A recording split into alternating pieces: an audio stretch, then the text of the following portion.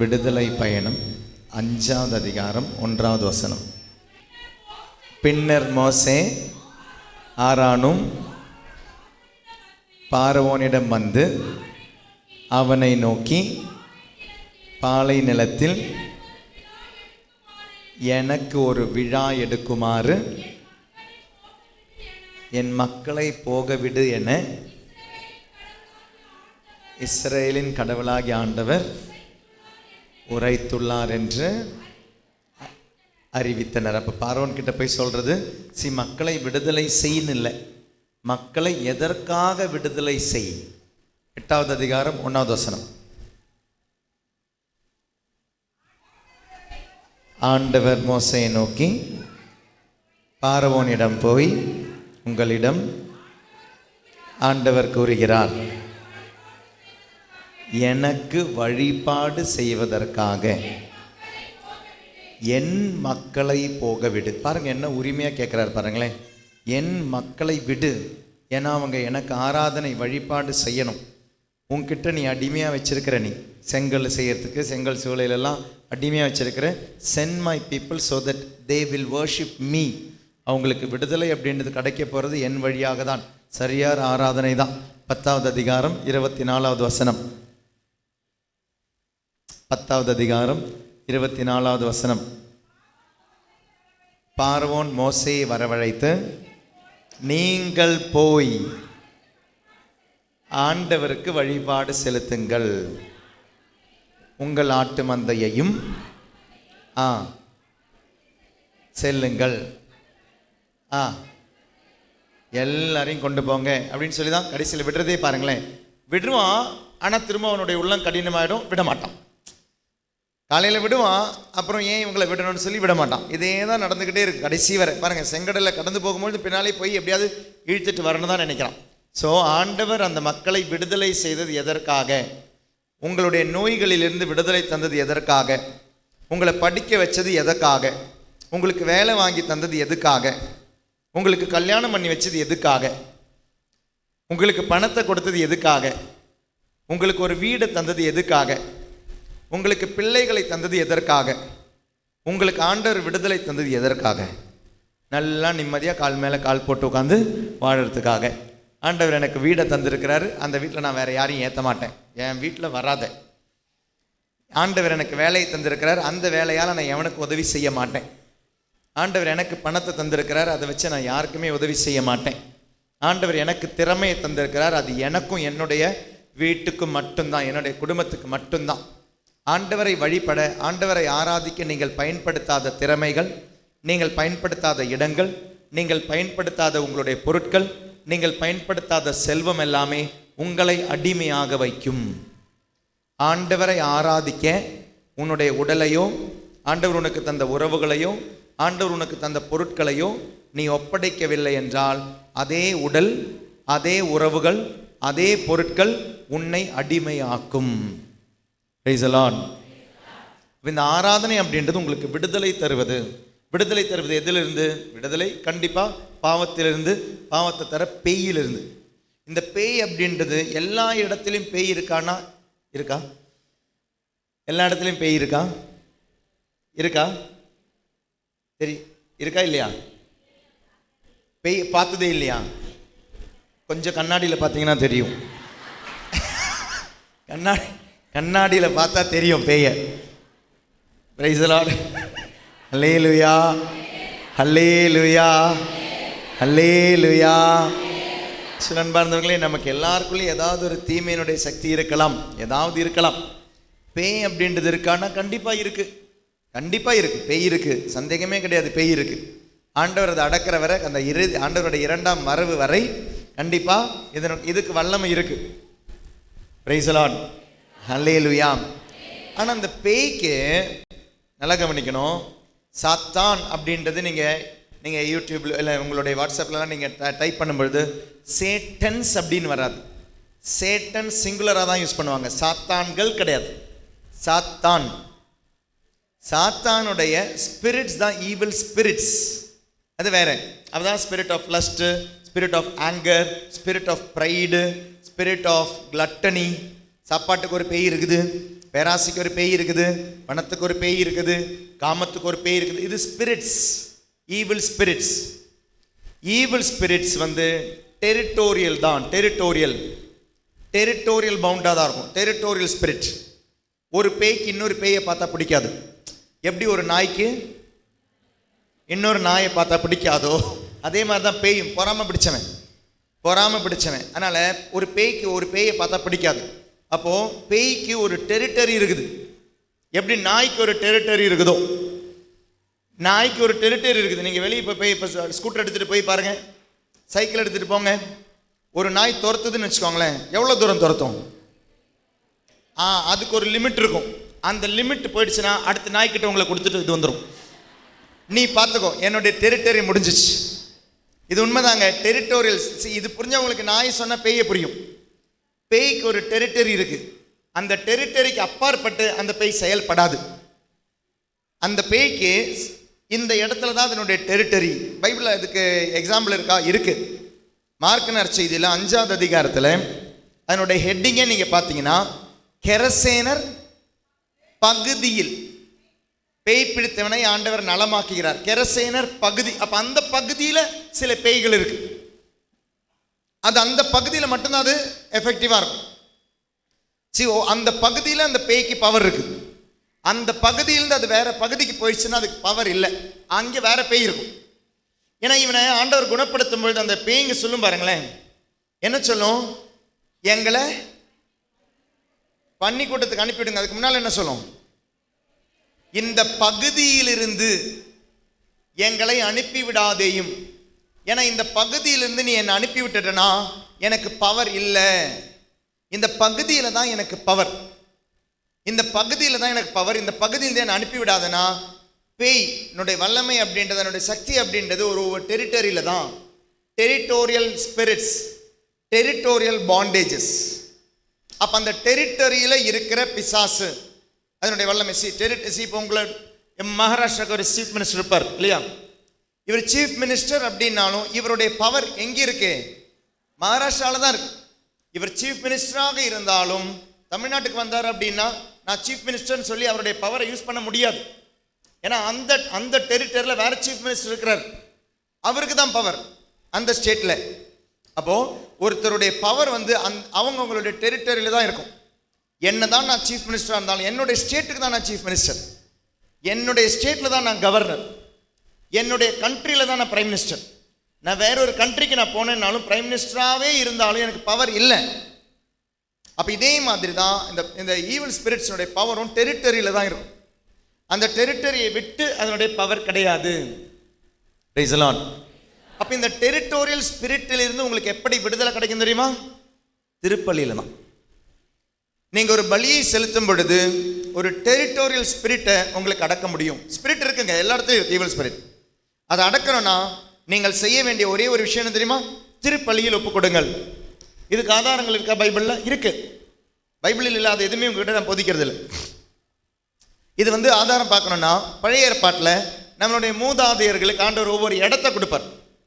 ஆபிரகாமுக்கு சொல்வார், நீ இந்த இடத்துல போய் நீ தங்கு அப்படின்வார். அவர் அந்த இடத்துக்கு போகும்போது ஃபர்ஸ்ட் செய்கிற விஷயம் என்ன தெரியுமா?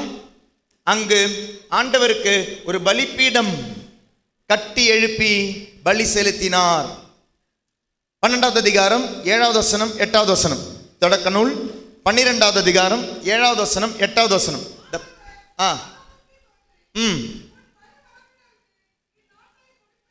உன் வழிமரபினருக்கு இந்நாட்டை கொடுப்பேன் என்றார். ஆகவே பாருங்க, அது ஒரு சிங்கிள் வேர்டா இருக்கலாம், ஆனால் அதுக்கு ஒரு மீனிங் இருக்கு. நான் இந்த இடத்தை உனக்கு கொடுப்பேன் என்று ஆபிரகாமுக்கு சொன்ன பொழுது அவர் செஞ்ச ஃபர்ஸ்ட் விஷயம், ஆகவே ஆபிரகாம் தமக்கு தோன்றிய ஆண்டவருக்கு அங்கே ஒரு பலிபீடத்தை எழுப்பினார். பாருங்க, ஸ்பிரிட் இருக்கு அந்த இடத்துல. கண்டிப்பா ஈவில் ஸ்பிரிட் இருக்கும். அந்த இடத்திற்கு உரிய ஸ்பிரிட் இருக்கு. நீங்க ஒரு வீடு வாங்கும்போது ஏன் இப்ப பிளஸ் பண்றீங்கன்னு புரியுதா? ஒரு நிலம் வாங்கும்போது ஏன் பிளஸ் பண்றீங்கன்னு புரியுதா? ஒரு பொருள் வாங்கும்போது ஏன் பிளஸ் பண்றீங்கன்னு புரியுதா? ஒரு ட்ரெஸ் வாங்கும்போது ஏன் பிளஸ் பண்றீங்க? ஃபர்ஸ்ட் திருப்பலிக்கு போகணுன்றது புரியுதா? ஒரு சைக்கிள் வாங்குறீங்க, ஒரு பைக் வாங்குறீங்க, ஒரு வெஹிக்கிள் வாங்குறீங்க, ஏன் பிளஸ் பண்றீங்கன்னு புரியுதா? Because territorial spirit. ஒவ்வொரு நாளும் ஆண்டவருக்கு இது ஒப்பு கொடுத்து கொண்டே இருக்கணும், ஒப்பு கொடுத்து கொண்டே இருக்கணும். எவ்ரி டே, ஆண்டவே இந்த சைக்கிள் நீ எனக்கு தந்தது, அது பலி. அது ஆண்டவரே இந்த பைக் நீ எனக்கு தந்தது, என்னுடைய பணம் எனக்கு தந்ததுன்னு கிடையாது. ஆண்டவரே இந்த வேலை நீ எனக்கு தந்தது, ஆண்டவரே இந்த குடும்பம் நீ எனக்கு தந்தது, இந்த உறவுகள் எனக்கு நீ தந்தது, இந்த குழந்தை நீ எனக்கு தந்தது. அந்த நன்றி இருக்கிற இடம் பாருங்க, அதுதான் பலி. யூக்கரிஸ்ட் அப்படின்ற வார்த்தையின் ஒரு அர்த்தம் தெரியுமா? Thanksgiving. Lord you had given me. அப்ப யூக்கரிஸ்ட் திருப்பலி அப்படின்றது பிச்சை எடுக்கிற இடம் கிடையாதுங்க. திருப்பலி அப்படின்றது நன்றி சொல்ற இடம். யூக்கரிஸ்டியா அப்படின்றது நன்றி சொல்ற இடம். ஆண்டவரே நீ தந்த உடலுக்கு நன்றி, ஆண்டவரே தந்த உறவுகளுக்கு நன்றி, ஆண்டவரே நீ தந்த இந்த திருச்சபைக்கு நன்றி, ஆண்டவரே இன்னைக்கு நீ இப்ப தந்த உணவிற்கு நன்றி. உணவு இருந்தா போதாதுங்க, பசி இருந்தா போதாதுங்க, அது சாப்பிட்றதுக்கான ஆரோக்கியம் இருக்கணும். பிரைஸ் தி லார்ட், ஹல்லேலூயா. பலி செலுத்தி பலி செலுத்தி பலி செலுத்தி பலி செலுத்தி தூய்மைப்படுத்துங்கள். ஆண்டவருக்கு தகுந்த பலியாக மாறுங்கள். அந்த பலி என்றது என்ன? ஆண்டவரே இது நீ எனக்கு தந்தது, நன்றி நன்றி நன்றி. அதான் அந்த 7வது வசனம் 8வது வசனம். அதே 13வது அதிகாரம் 18வது வசனம் வாசிங்க. அதே தொடக்க நூல் 13:18.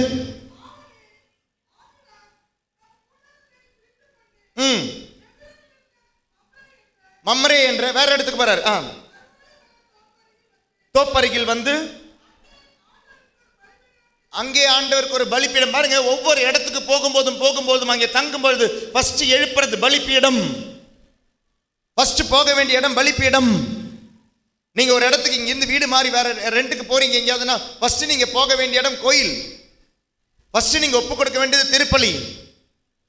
நீங்க ஒரு விஷயம் முதல்ல செய்யும் பொழுது திருப்பலியில் ஒப்பு கொடுங்க. பலிப்பீடத்தில் நீங்கள் ஒப்பு கொடுக்கும் பொழுது உங்களுக்கு தீய சக்திகளிலிருந்து, தீமையிலிருந்து, தீய ஆவியிலிருந்து, அதனுடைய கட்டுக்களிலிருந்து விடுதலை கிடைக்கும். திருப்பலி இவ்வளவு வல்லமையானது. ஆண்டவர் உங்களுக்கு தந்திருக்கிற பெரிய ஒரு விஷயம். பாப்டிசம் வழியா இன்னைக்கு நீங்க திருப்பலியில் பங்கெடுத்து ஒப்பு கொடுத்து திவ்ய நற்கரணை வாங்கும்போது யூ ஆர் கெட்டிங். அப்ப இனிமேல் உங்களுக்கு ஒரு பாவம் இருக்குன்னு வச்சுக்கோங்க. கண்ணுல பாவம் இருக்கு, காதுல பாவம் இருக்கு, நாக்குல பாவம் இருக்கு. Territorial spirit. கண்ணால வர பாவம், கையால செய்யற பாவம், உடல் உறுப்பு ஒவ்வொன்றிலும் செய்யற பாவம், காலால செய்யற பாவம், நாக்கால செய்யற பாவம், டெரிட்டோரியல் ஸ்பிரிட். கண்ணில் இருக்கிற பாவம் காதில் இருக்காது. சிலவங்க பார்த்தீங்கன்னா கண்ணு பர்ஃபெக்டா இருக்கும், யாரையுமே தப்பா பார்க்க மாட்டாங்க, தப்பா நினைக்க மாட்டாங்க. ஆனா அவன் நாக்கு எப்பவுமே தப்பா பேசிக்கிட்டே இருக்கும். போய் பேசும், புரணி பேசும், புரளி கலப்பம். இந்த அவங்களுடைய கண்ணு சுத்தமா இருக்கு, ஆனா நாக்கு சுத்தமா இல்லை. சிலவங்களுக்கு கண்ணும் நாக்கு சுத்தமா இருக்கும், ஆனா கை சுத்தமா இருக்காது. லஞ்சம் வாங்குறவங்களா இருக்கலாம், அடிக்கிறவங்களா இருக்கலாம், மிரட்டுறவங்களா இருக்கலாம். அப்போ உங்களுடைய கண்ணு தப்பு இல்லை, காது தப்பு இல்லை, ஆனா கை தப்பு பண்ணுது. Territorial spirit. You want deliverance, surrender in the holy mass. You want deliverance, surrender in the holy mass. உங்க வீட்டில் ஏதாவது பிரச்சனை இருக்குன்னு நினைக்கிறீங்களா? யாரோ சீவனை செஞ்சுட்டாங்கன்னு நினைக்கிறீங்களா? மந்திரவாதம் செஞ்சுட்டாங்கன்னு நினைக்கிறீங்களா? Surrender it. படிக்கவே முடியல உங்களுடைய பையன், எவ்வளோ நீங்க கஷ்டப்பட்டும் பையன் படிக்கல, பொண்ணு படிக்கலையா? Surrender in the holy mass. கட்டுகள் உடையிற இடம் திருப்பலி. கட்டுகள் உடையிற இடம் திருப்பலி. எவ்வளோ நீங்க சொல்லி உங்களுடைய பையனோ பொண்ணோ காதல் அப்படின்ற உறவில் இருந்து வெளியே வராமல் இருக்காங்களா? அவங்க கிட்ட சண்டைப்படாதீங்க. சரண்டர் இட் இன் தி திருப்பலி. திருமண தடையா நிற்குதான். இப்போ இன்னைக்கு தான் ஒரு ஃபோட்டோ பார்த்தேன் நான். எங்களுடைய ஒரு அங்கே ரெகுலராக தியானத்துக்கெல்லாம் வந்துக்கிட்டு இருந்த ஒரு ஃபேமிலி. அந்த பொண்ணு நல்லா இருப்பா, நல்லா படிப்பா, நல்ல வேலையெல்லாம் இருக்கு. ஆனால் அவளுடைய பிரச்சனை என்னன்னா, ஒரு கல்யாணம் கூட நிச்சயமாக ஏறக்குறை என்கேஜ்மெண்ட் வர வந்துட்டு நின்று போச்சு. எத்தனையோ பேர் வந்து பார்க்குறாங்க, பார்க்க நல்லா இருப்பா பொண்ணு, நல்லா படிச்சிருக்கிறா, நல்ல வேலை செய்கிறா, நல்லா சம்பாதிக்கிறா. ஒன்னே ஒன்று தான் பிரச்சனை, என்ன தெரியுமா? எஸ்சி. அதனால அந்த கல்யாணம் தள்ளி போகுது. நல்ல பொண்ணு, நல்ல குடும்பம், நல்லா ஜெபிக்கிற குடும்பம். ஒரே ஒரு பிரச்சனை, ஜாதியில தள்ளி போயிட்டே இருந்தது. அந்த நல்ல ஒரு பொண்ணுக்கு ஆண்டவருடைய அந்த மகளுக்கு வாழ்க்கை கொடுக்க ஒரு பையனால முடியல, ஒரு குடும்பத்தால முடியல. ஏன் தெரியுமா? ஜாதி. நேற்று அவளுடைய கல்யாணம் நடந்துச்சு. இன்னைக்கு அவங்க அம்மா ஃபோட்டோ அனுப்பியிருக்காங்க. நேற்று தான் 29. நேற்று ஒரு கல்யாணம், அவர் ஃபாதருடைய தம்பி தான். நல்ல ஒரு குடும்பத்தில் இன்னைக்கு போய் அந்த பொண்ணுக்கு தமிழ் ஃபேமிலி தான், ஆனால் கேரளாவில் தான் கிடச்சிருக்கு. ஜாதி எதுவுமே அவங்க பார்க்கல. எங்களுக்கு பொண்ணு பிடிச்சிருக்கு, நல்ல வேலை பண்ணுறா, நல்ல ப்ரேயர் பண்ணுற பொண்ணு, போதும் எங்களுக்கு, நல்ல ப்ரேயர் பண்ணுற பொண்ணு. Praise the Lord. எவ்வளோ வருஷமாக இருந்த தடை தெரியுமா? 1-2 நாள் கிடையாதுங்க. But she waited. போன வாட்டி உள்ளிருப்பு தியானத்துக்கு வந்த பொழுதும் அம்மாவும் பொண்ணு வந்திருந்தாங்க. கடைசி நான் சொல்லம்மா, நீ ஜெபிக்கிறம்மா, நீயும் எங்கள் வீட்டு பொண்ணு மாதிரி தான். ஏன்னா ரெகுலராக வருவாங்க, நைட் விஜுவலுக்கு வருவாங்க, உள்ளிருப்பு தியானம் 6 மாதத்துக்கு ஒரு தடவை வந்துருவாங்க. அப்போ நமக்கே ஒரு பாரம் இருக்கும் இல்லையா? என்னடா இவளுடைய கல்யாணம் நடக்க மாட்டேங்குது அப்படின்ற ஒரு பாரம் இருக்கும். அப்போ நான் சொன்னேன், நீயும் எங்களுடைய வீட்டு பொண்ணு தான், எல்லா ஒரு பொண்ணு தான், நீ உனக்காக ஜெபிச்சுக்கிட்டே தான் இருக்கிறோம்மா அப்போ அவன் சொன்னா என்ன தெரியுமா, ஃபாதர் கண்டிப்பாக எனக்கு தெரியும் ஃபாதர், எனக்குன்னு ஒரு பையன் இருந்தால் கண்டிப்பாக கடவுள் கொடுப்பார் ஃபாதர். தள்ளி தள்ளி தள்ளி தள்ளி போயிட்டு இருந்த கல்யாணம். But she did not loose her faith. அவளுடைய ஆழமான நம்பிக்கை கடவுள் மேலே தான் இருந்துச்சு. நேற்று கல்யாணம் முடிஞ்சிச்சு, நல்ல ஒரு குடும்பம், நல்ல ஒரு பையன். Praise the Lord. ஹல்லேலூயா ஹல்லேலூயா. எங்களுக்கு வீடியோலாம் எடுக்கிற ஒரு பையன், எங்களுடைய நீங்கள் யூடியூபெல்லாம் பார்க்குறீங்களா, அதெல்லாமே கேப்சர் பண்ணுற ஒருத்தர், 3-4 பேர் இருக்கிறாங்க, அதில் ஒரு பையன். அந்த பையனும் அவனுடைய கல்யாணத்துக்காக தள்ளி தள்ளி தள்ளி போயிட்டு இருந்தது. எத்தனையோ பொண்ணுங்க வந்து பார்க்குறாங்க. அவன் சொல்கிறான் நோ நோ நோ. அவங்க அப்பாவே ஒரு தடவை என்ன நினச்சிட்டாருன்னு, நீ யாரையாவது காதலிக்கிறியாடே அப்படின்னா. இல்லைப்பா, நான் I am waiting for a girl who will pray. என்னோட சேர்ந்து ஜெபிக்கிற ஒரு பொண்ணை எனக்கு வேணும். அப்பா அதனால ஒரு வாரமோ ஒரு மாதமோ கூட பேசக்கூட இல்லை. அப்பா அவன் தப்பாக புரிஞ்சுக்கிட்டாரு. என்ன புரிஞ்சுக்கிட்டாருன்னா, இவன் நீ யாரையோ காதலிக்கிற, நீ அதனால தான் இத்தனை பொண்ணை நீ காமிச்சிட்டோம், நீ வேண்டாம் வேண்டாம்னு சொல்லிக்கிட்டே இருக்கு. ஆனால் அவன் உறுதியாக இருந்தான், எனக்கு அழகான பொண்ணு வேணும்னு ஆசைப்படல, எனக்கு ஜெபிக்கிற ஒரு பொண்ணு வேணும்னு காத்திருந்து 32 வயசு ஆச்சுங்க. அவன் காத்திருந்த மாதிரியே அவனுக்கு ஒரு பொண்ணு கொடுத்து செப்டம்பரில் தான் அவனுடைய கல்யாணம் முடிஞ்சிச்சு. நான் இப்போ அவளும் ரெட்ரீட்டுக்கு வரா. நாங்கள் இப்போ பெரவலூரில் போன வாரம் நீங்கள் சில வீடியோலாம் பார்த்துருப்பீங்க. அவன் அந்த தியானத்துக்கு வந்துருந்த அந்த பையனோட சேர்ந்து அந்த பொண்ணு வரான். Very happy. ஏன் தெரியுமா, அவனோட சேர்ந்து ஜெபிக்கிற ஒரு பொண்ணுக்காக அவன் காத்திருந்தான். 32 வயசு ஆனாலும் பரவாயில்ல. 28 வயசுல இருந்தனமோ தேட ஆரம்பிச்சாங்க. 4 வருஷம் பரவாயில்ல, ஐ வில் வெயிட். இதாங்க நம்பிக்கை இருக்கிற பையன், நம்பிக்கையுள்ள ஒரு பொண்ணுக்காக தேடிக்கிட்டு இருந்தான். தடைகள் உடையும் தடைகள் உடையும் தடைகள் உடையும். திருப்பலியில் வச்சு வச்சு வச்சு வச்சு ஜெபிங்க. Price the Lord. ஹல்லேலூயா. அர்ப்பணிக்கிறேன் அப்படின்ற ஒரு டாக்கு, அது எங்களுடைய சேனல் இல்லை, திருச்சி அருங்கொடை இல்லத்தில் ஒரு வாட்டி கொடுத்த டாக். அந்த டாக்கை வந்து தியான மையத்துக்கு வந்துக்கிட்டு இருக்கிற ஒரு அம்மா வந்து அதை பார்த்துக்கிட்டே இருந்தாங்க. அவங்களுக்கும் அவங்களுடைய கணவருக்கும் ஒரு பிரச்சனை இருந்துச்சு. பிரச்சனை என்னென்னா, 14 வருஷமாக ஒரே வீட்டில் தான் தங்குறாங்க. ஆனால் 2 பேருமே ஒரே வீட்டில் தான், ஒரே படுக்கையில் தான். ஆனால் கணவன் மனைவி வாழ்க்கை இல்லை 14 வருஷமாக. காரணம், 14 வருஷத்துக்கு முன்னால் இவங்களுக்கு தெரிய வந்தது, இவருடைய கணவருக்கு வந்து வேற ஒரு பெண்ணோட தொடர்பு இருக்குது, உறவு இருக்குன்னு. கம்னு இருந்துட்டாங்க, சண்டை போட்டுட்டு பிரயோஜனம் இல்லை, விட்டுட்டாங்க. ஆனால் இவர் வீட்டுக்கு தான் வருவார், இங்கே தான் தங்குவார், ஒன்றா தான் தங்குறாங்க. ஆனால் அந்த குடும்ப உறவு கிடையாது, கணவன் மனைவி உறவே இல்லை அவங்களுக்கு. இது தெரிஞ்ச பிறகு ஒரு 4-5 வருஷத்துக்கு பிறகு அந்த பொம்பளை இந்த மனைவியை கூப்பிட்டு சொல்கிறாங்க, உன்னுடைய ஹஸ்பண்ட் எனக்கு நீ விட்டு கொடுத்துறேன், நீ எங்கேயாவது போயிடேன், டைவர்ஸ் கொடுத்துறேன்னு சொல்லி அவ்வளோ ஒரு தைரியம் பாருங்க. அந்த பொம்பளை இவங்களை கூப்பிட்டு சொல்கிறாங்க, மனைவி கூப்பிட்டு சொல்கிறாங்க, நீ போயிட்டேன் இவரை விட்டுன்னு. அப்போ அந்த மனைவிக்கு எவ்வளோ வலிச்சிருக்கும். அதனால் ஹஸ்பண்டை வெறுத்து தான் வாழ்ந்துக்கிட்டு இருந்தாங்க. அதுக்கு பிறகு ஒரு 2-3 வருஷத்துக்கு பிறகு அவரே கேட்டுட்டார், நீ எனக்கு டைவர்ஸ் கொடுத்துறேன், நான் அவ கூட போய் வாழ்கிறேன்னு. அப்போ எவ்வளோ வலிச்சிருக்கும் அந்த அம்மாவுக்கு. இந்த வேதனையோட தான் போயிட்டு இருக்குது. அப்படி தான் ஒரு 4-5 வருஷமாக இப்போ எல்லாரும் தெரிஞ்சு எல்லாருக்கு வர ஆரம்பித்தாங்க.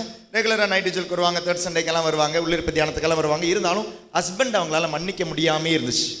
எவ்வளோ தான் பிரசங்கம் கேட்டாலும் தூய ஆவியானவர் உடைக்கணும்ல, அது உடைக்கிற ஒரு நிமிஷம் வரும்ல, அவங்களால அது உடையல. அப்படி தான் போனது. முந்தின வருஷம் அவங்க கன்வென்ஷன், திருவிழா, டிவைன் மர்சி கன்வென்ஷனுக்கு வரும்பொழுது 3 குடும்பங்களை ஆண்டவர் ரெக்கன்சிலியேஷன் கொடுத்து ஆசீர்வதிக்கிறார். அதுக்கு பிறகு தான் இவங்க அர்ப்பணிக்கிறேன் அப்படின்ற டாக்கு கேட்டாங்க. அவங்க என்ன தெரியுமா பண்ணாங்க, ஹஸ்பண்டை மன்னிச்சு திருப்பலியில் ஒப்பு கொடுக்க ஆரம்பித்தாங்க. ஹஸ்பண்ட் கூட சண்டை போடலை, ஹஸ்பண்டை மன்னிச்சு திருப்பலியில் ஒப்பு கொடுக்க ஆரம்பித்தாங்க, அர்ப்பணிக்க ஆரம்பித்தாங்க ஹஸ்பண்டை. இதுக்கு நடுவில் எல்லாரும் தெரியறதுக்கு முன்னால் இவங்க என்ன பண்ணாங்கன்னா, நிறைய சிஎஸ்ஐ, ப்ரொட்டஸ்டன்ட், பெண்டகோஸ்டுக்கெல்லாம் போயிருக்கிறாங்க வார்த்தையை கேட்கறதுக்காக, ஒரு ஆறுதலுக்காக. எல்லாரும் வந்த பிறகு அதெல்லாமே நிறுத்திட்டாங்க. எல்லாருக்கும் மட்டும் வர ஆரம்பித்தாங்க. கேத்தலிக்கில் இப்படி எனக்கு கிடைக்கிது அப்படின்னு சொல்லி இங்கே வர ஆரம்பித்தாங்க, அர்ப்பணிக்க ஆரம்பித்தாங்க. ஏப்ரல் மாதத்துலேருந்து ஏப்ரல், மே, ஜூன், ஜூலை, ஆகஸ்ட், செப்டம்பர் 8ஆம் தேதி மாதாவனுடைய திருவிழா அன்னைக்கு அந்த மனுஷன் இவங்க முன்னால் வந்து முட்டிக்கால் போட்டு காலில் விழுந்து, என்னை மன்னிச்சிரு, நான் இனி இந்த தப்பை செய்ய மாட்டேன். 14 வருஷத்துக்கு பிறகு ஒருத்தர் வந்து இந்த மனைவி கிட்ட வந்து மன்னிப்பு கேட்டார். Praise the Lord, praise the Lord. 14 வருஷத்தினுடைய கட்டு உடஞ்சதுங்க தெரியுமா, திருப்பலியில். 14 வருஷத்தினுடைய தீமையினுடைய கட்டு உடஞ்ச இடம் தெரியுமா, திருப்பலி. சில அன்பார்ந்தங்களே, இது உடையும். நீங்கள் நினைக்காதீங்க உடையாதுன்னு நினைக்காதீங்க, உடைய வேண்டிய இடத்துல கண்டிப்பாக உடையும். நீங்கள் அர்ப்பணிக்கிற மாதிரி இருக்கும். திருப்பலிக்கு அப்படி ஒரு வல்லமை இருக்குது. அந்த திருப்பலிக்குள்ளே தான் இப்போ நம்ம கடந்து போக போகிறோம். ஏன் இதெல்லாம் காலையிலேருந்து இந்நேரம் வரை இந்த திருப்பலியை பற்றி, திவ்ய நற்கரனை பற்றி உங்ககிட்ட பேசினது, நம்ம ஒப்பு கொடுக்கறது சாதாரண ஒரு பலி அல்ல. இதை ஒப்பு கொடுப்பது நாமும் அல்ல, இதை ஒப்பு கொடுப்பது இயேசு கிறிஸ்து. யாருக்கு? தந்தையான ஆண்டவருக்கு. யாரோடு இணைந்து? தூய ஆவியாரோடு இணைந்து. திருப்பலி என்பது இறைவனின் செயல், அது மனிதனின் செயல் அல்ல. திருப்பலி என்பது இறைவனின் செயல், மூவொரு இறைவனின் செயல். அதனால தான் திருப்பலியில் கண்ட கன்றாவையும் கொண்டு வரக்கூடாது. அது சுற்றுறது இதை சுற்றுறது, இங்கே ஆரத்தி இருக்குது அங்கே ஆரத்தி இருக்குது, அது பாடுறது இதை பாடுறது, இங்கே நத்திங்.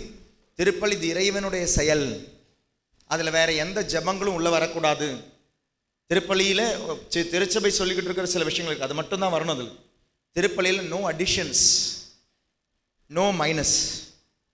ஏனெனில் அது இறைவனின் செயல். அது நம்ம ஆரம்பிக்கிறது தந்தை மகன் தூய ஆவியின் பேராலே, முடிக்கிறது தந்தை மகன் தூய ஆவியின் பேராலே.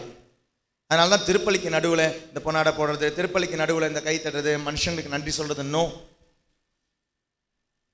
இதெல்லாம் திருப்பலி முடிஞ்சு தான். யாருக்காவது பங்குலலாம் இப்போ யாருக்காவது நன்றி சொல்லணுமா, திருப்பலி முடிஞ்சு தான் நன்றி சொல்லணும். யாருக்காவது பொன்னாடை போடணுமா, திருப்பலி முடிஞ்சு தான் செய்யணும்.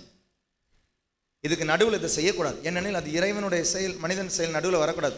வேற எந்த ப்ரேயரும் திருப்பலிக்கு நடுவில் சொல்லக்கூடாது. பிரைஸ் தி லார்ட், ஹல்லேலூயா. திருப்பலியினுடைய தொடக்கம் என்பது வருகை பாடல். திருப்பலியினுடைய முடிவு என்பது ஃபாதர் முத்தி செஞ்சு போகிறது. திஸ் இஸ் முழு திருப்பலி. அந்த முழு திருப்பலியில் நீங்கள் பங்கெடுக்கிறீர்கள். யார் ஒப்பு கொடுக்கிற திருப்பலியில்? இயேசு தந்தைக்கு ஒப்பு கொடுக்கிற திருப்பலி. அது ஒரே ஒரு தடவை தான் நடத்தினார். அதனுடைய நினைவு தான் நம்ம இப்போ செஞ்சுக்கிட்டு இருக்கிறோம். ஒரே ஒரு தடவை தான் இயேசு இறந்தார், ஒரு தடவை தான் இறப்பார். அது ரோமையர் எழுதிய புத்தகத்தில் இருக்கு இல்லையா, ஒரு தடவை தான். அதுக்கு பிறகு இயேசு இறக்கலை. அதனுடைய நினைவு தான் இங்கே நடந்துகிட்டு இருக்கு. இயேசு தந்தைக்கு ஒப்பு கொடுத்த பலி தூய ஆவியோரோடு இணைந்து செய்ததில் நாம் பங்கு பெறுகிறோம். இயேசுவோடு இணைந்து தந்தையை மாட்சிப்படுத்துகிறோம். இவர் வழியாக, இவரோடு, இவரில் எல்லாம் வல்ல இறைவனாகிய தந்தையே, தூய ஆவியானவரின் ஒன்றிப்பில் எல்லா புகழும் மாட்சியும் என்றென்றும் உமக்கு உரியதே. இப்போ புரியுதா உங்களுக்கு? அப்போ அந்த திருப்பலியை பற்றி அந்த ப்ரேயர் ரொம்ப ஒரே லைனில் முடிஞ்சிச்சிங்க. திருச்சபை அழகாக ப்ரேயரை கொடுத்துருக்கு பாருங்க. திருப்பலி என்பது தந்தையான ஆண்டவருக்கு இயேசு ஒப்பு கொடுக்கிறார். இயேசு யாரோடு இணைந்து ஒப்பு கொடுக்கிறார்? தூய ஆவியாரோடு இணைந்து ஒப்பு கொடுக்கிறார். இதை நான் உங்ககிட்ட சொல்லும்போது நீங்கள் என்ன சொல்கிறீங்க? ஆமீன். ஆமீன்னா இதனுடைய இன்னொரு வார்த்தை என்ன? நம்புகிறேன். அப்போ நம்ம என்ன சொல்கிறோம்? தந்தையை மாட்சிப்படுத்துகிறார் இயேசு கிறிஸ்து, தூய ஆவியாரோடு இணைந்து செய்கிறார். நம்புறீங்களா? அதுக்கு பதில் தான் நீங்கள் சொல்கிறீங்க ஆமீன். நம்பும் பொழுது நீங்கள் யாரா மாறுறீங்க? மகனா மகளா மாறுறீங்க. இந்த சென்டென்ஸை மறந்துடக்கூடாது. நீங்கள் இயேசுவை ஏற்றுக்கொள்ளும் பொழுது, இயேசுவை நம்பும் பொழுது நீங்கள் யாரா மாறுறீங்க? அடுத்த பிரேயர் என்ன? விண்ணுலகில் இருக்கிற எங்கள். எவ்வளோ அழகாக போது பாருங்கள். திருப்பலியில் நீங்கள் வரும்போது பாவியாக வரீங்க, ஆனால் நற்கரணை வாங்கிறதுக்கு முன்னால் நீங்கள் யாரா மாறுறீங்க? மகனா மகளா மாறுறீங்க. So a holy mass is making a sinner into a son. Holy mass is making a sinner into a daughter. A holy mass is giving you this eternal life.